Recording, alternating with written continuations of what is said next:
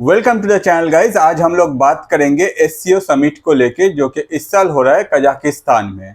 SCO summit मतलब Shanghai corporation organisation summit. ये last बार हुआ था इंडिया में, क्योंकि लास्ट साल जो था एससीओ समिट जो है वो इंडिया में हुआ था। और इस टाइम में इंडिया ने जब ऑर्गेनाइज किया था ये ओवर द वीडियो कॉन्फ्रेंस ये ऑर्गेनाइज हुआ था, कोई फिजिकल अपीयरेंस नहीं हुआ था, जो कि लास्ट ईयर हम लोग ऑलरेडी देखे थे। और इस बार हो रहा है कजाकिस्तान में। कजाकिस्तान एक ऐसा कंट्री है जो सेंट्रल एशिया में है और जो इंडिया के साथ काफ़ी फ्रेंडली है। इंडिया डिफरेंट टाइप ऑफ जो मेटल्स है वो कजाकिस्तान से इंपोर्ट करता है। साथ ही साथ इंडिया के साथ कजाकिस्तान का जो रिलेशन है ये काफ़ी अच्छा है। तो आप लोग अगर थोड़ा सा पास्ट में जाके देखें तो आप लोगों को पता चलेगा कि कजाकिस्तान के साथ सिर्फ इंडिया का नहीं, चाइना का रिलेशन भी बहुत अच्छा है। जब चाइना के प्रेसिडेंट किंग जिनपिंग कजाकिस्तान में गए तो उनका ग्रैंड वेलकम हुआ। कजाकिस्तान के प्रेसिडेंट खुद आके किंग जिनपिंग को वेलकम किया। साथ ही साथ ऐसा ग्रैंड जो वेलकम था ये दूसरा कोई कंट्री के किसी को भी किया नहीं गया था। तो इसके पीछे अगर हम लोग रीज़न ढूंढने जाए, हम लोग को पता है कि चाइना का जो फॉर्मूला है वही सेम फॉर्मूला, कि चाइना पहले से ही कजाकिस्तान को एक ह्यूज अमाउंट ऑफ मनी जो है वो लोन दे के रखा है, जो कि एक अच्छी बात है। अगर दोनों में अगर कोई पटता है तो भाई सही है, आप लोग पैसा दोगे लोगे, कौन लेगा कौन देगा ये कम्प्लीटली आप लोग के ऊपर है, इसमें इंडिया कभी घुसना भी नहीं जाता है। On the other side India के साथ कजाकिस्तान का जो रिलेशन है ये काफ़ी अच्छा है। इंडिया मेनली जो मेटल है वो वहाँ से इम्पोर्ट करता है। Uranium is one of the most important material जो कजाकिस्तान से इंडिया आता है। ऑन द अदर साइड अगर हम लोग आज के डेट में देखें तो कजाकिस्तान का इच्छा है कि वो आगे जाके ब्रिक्स में एंटर करे, और चाइना के तरफ से पूरा सपोर्ट है कि हाँ भाई आप लोग अगर ब्रिक्स का मेंबर बनना चाहते हो तो आप भी मेंबर बन जाओ और इसमें हम लोग आपको सपोर्ट करेंगे। और अगर हम एससीओ समिट का बात करें तो एससीओ समिट में कुछ पुराने जो मेंबर है जो इंडिया के मतलब बहुत ही अच्छे दोस्त है, जैसे कि रशिया भी आया है। साथ ही साथ ईरान, पाकिस्तान और दूसरे जो मेंबर्स है उन लोगों का जो प्रेसिडेंट है या फिर प्राइम मिनिस्टर है या फिर उन लोगों का जो कोई मिनिस्टर है वो लोग जाके ये समिट जो है अटेंड कर रहे हैं। तो अब आते हैं मेन मुद्दे पे कि जिसको लेके एससीओ समिट को इंडिया में इस बार इतना हाईलाइटेड किया जा रहा है कि प्रधानमंत्री मोदी जो है वो इस बार ये एससीओ समिट को नहीं गए। इसके पीछे एग्जैक्ट रीज़न क्या है? अगर हम लोग ऑफिशियल जो इंडिया के तरफ से स्टेटमेंट आया है उसको फॉलो करें तो हम लोग को पता चलता है कि अभी जो पार्लियामेंट का सेशन चल रहा है और पार्लियामेंट में क्या हो रहा है अभी ये सबको पता है। अगर आप नहीं देखे हैं तो प्लीज़ देखिए, क्योंकि इस बार जो सेशन में या फिर पार्लियामेंट में हो रहा है ये एग्जैक्टली हम लोग के तरफ से ये अनएक्सपेक्टेड था। मगर फिर भी नेताजी अभी कुछ भी कर सकता है। डिफरेंट टाइप ऑफ पार्टीज के जो नेताजी है उन लोगों का जो हरकत है वो चलता ही रहता है, और ये सेशन जो था ये काफ़ी इम्पोर्टेंट था। और इसीलिए प्रधानमंत्री को पार्लियामेंट में प्रेजेंट रहना बहुत ही इम्पोर्टेंट एक डिसीजन प्रधानमंत्री ने लिया है, क्योंकि ये सेशन में प्रधानमंत्री बहुत सारे चीज़ है जो हम लोग को क्लियर कर रहा है। जैसे कि हम लोग अगर सेशन को फॉलो करें तो हम लोग को पता चल रहा है कि ऑपोजिशन का क्या हरकत है और उसका अगेंस्ट में जो रूलिंग पार्टी है मतलब प्रधानमंत्री या फिर बीजेपी वो कैसे इसको हैंडल कर रहा है।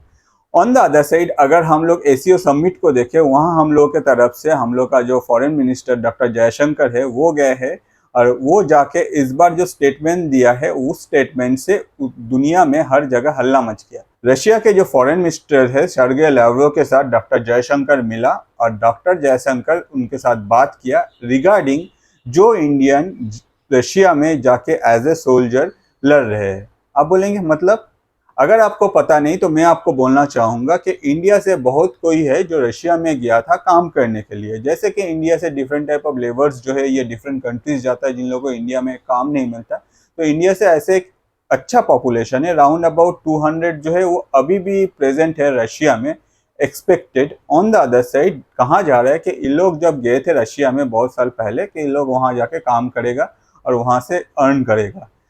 जब रशिया के साथ यूक्रेन का वार हो रहा है तब इन लोगों को बाई फोर्स वहाँ से उठा के उन लोगों को बोला कि आप लोगों को जाके वार में लड़ना पड़ेगा। ये लोग डायरेक्ट बोल दिया कि भाई हम लोग का जो कंट्री है ये इंडिया है, हम लोग आप अगर नहीं रखना चाहते हो हम लोग को इंडिया वापस भेज दो।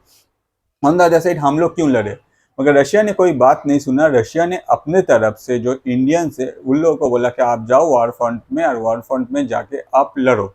दूसरा साइड में हमारे देश के एक बंदे जो कि केरलियन है वो अपने तरफ से वो कहीं से भी वहाँ से निकल आया और वो आके बोला कि भाई हम लोग को जो है वो फोर्सफुली वहाँ भेजा जा रहा था और हम लोग चाहते नहीं थे कि हम लोग वार में इन्वॉल्व हो, क्योंकि ये हम लोग का खुद का कंट्री नहीं है।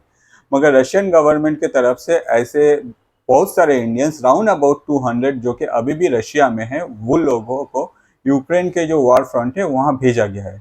एग्जैक्ट लोकेशन क्या है ये आज भी हम लोग ट्रैक नहीं कर सकते। On the other side out of 225 ने इंडियन गवर्नमेंट को अप्रोच किया है कि आप लोग हम लोग को यहाँ से निकालो और हम लोग को इंडिया वापस ले चलो।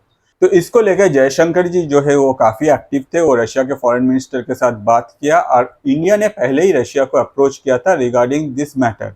और रशिया के तरफ से एग्जैक्ट कोई पॉजिटिव रिस्पॉन्स नहीं आने के वजह से इंडिया ने फिर से अप्रोच किया, जयशंकर जी खुद गए, खुद मिले और बात किया। और होपफुली इन फ्यूचर बहुत जल्दी हम लोग देख सकते हैं कि ये जो इंडियंस है ये वापस इंडिया में रिटर्न आ रहा है।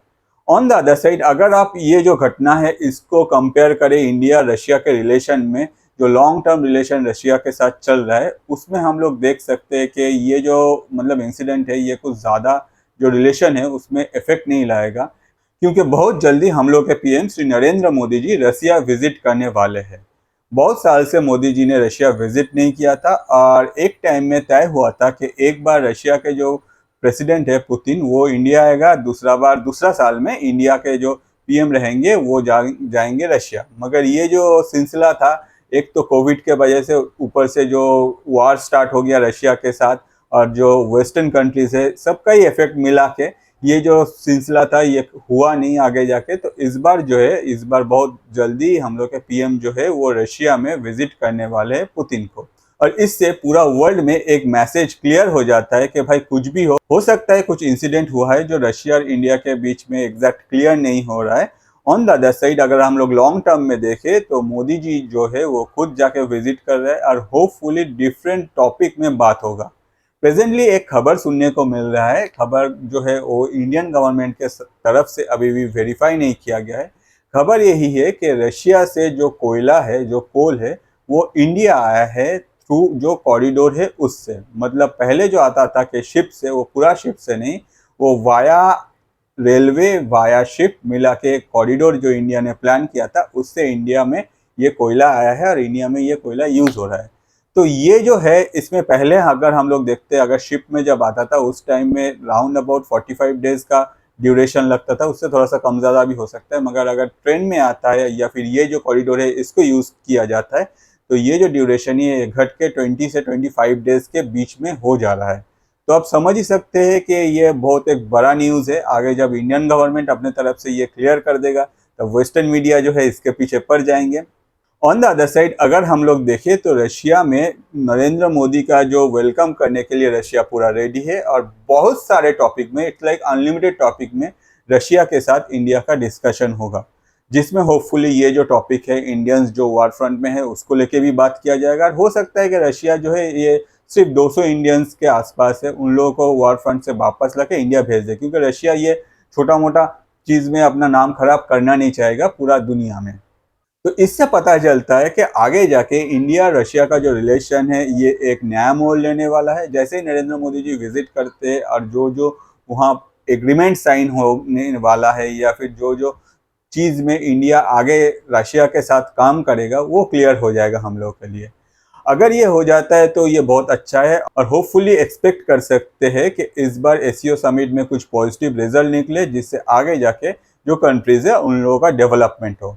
और ऐसे ही डेवलपमेंट रिलेटेड या फिर ऐसे इंटरेस्टिंग टॉपिक में आप इंटरेस्टेड है तो मेरा YouTube channel that is Atanu Paul ATANU space PAUL को प्लीज़ सब्सक्राइब कीजिए, जहां डिफरेंट टॉपिक में आपको बहुत सारा इंसिडेंट सुनने को मिलेगा, देखने को मिलेगा। ऑन द अदर साइड अगर आप दूसरा प्लेटफॉर्म में ये वीडियो देख रहे हो तो मैं आपको रिक्वेस्ट करूंगा एटलीस्ट आपके जो बेस्ट फ्रेंड है या फिर आपके जो सबसे अच्छे दोस्त है उनको आप ये वीडियो शेयर कर दीजिए, क्योंकि हम लोग जैसे छोटा जो क्रिएटर है इन लोगों के लिए रोजी रोटी है बस आपका ये शेयर करना, सब्सक्राइब करना, यही इसीलिए मैं आपको कहता रहता हूँ प्लीज़ कर दीजिए।